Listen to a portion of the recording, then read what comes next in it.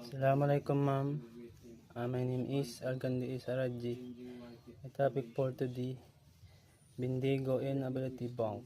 Receive this IS strategy to address challenging source of challenging customer expectation, digital transformation, complexity and cost reduction in outdated technologies.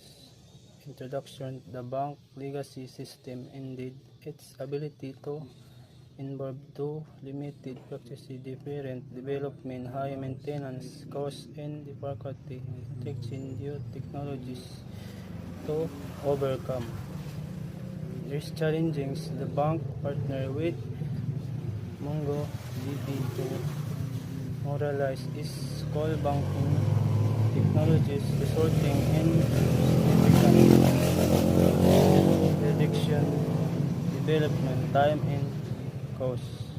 Number 1. Communication question. Number 1.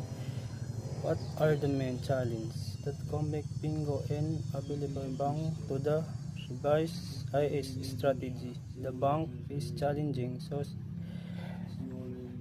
as changing customer expectation, digital transformation, complexity and cost reduction, communication and market dynamics, outside technology, introduction, data management and security and legacy complete. Number 2, how the bank legacy system impact its ability to innovate the legacy system limited flexibility, made development inefficient, had high maintenance costs, and made in difficult to integrate new technologies. Number 3, what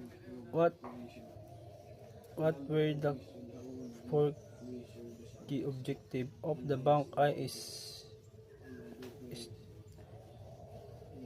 introduced?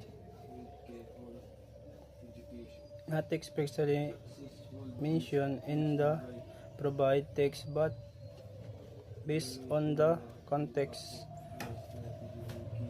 the objectives literally include improvement customers satisfaction, driving more maintain competitive passion, and enhancing operational effectiveness.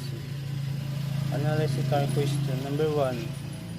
Why do you think cloud migration was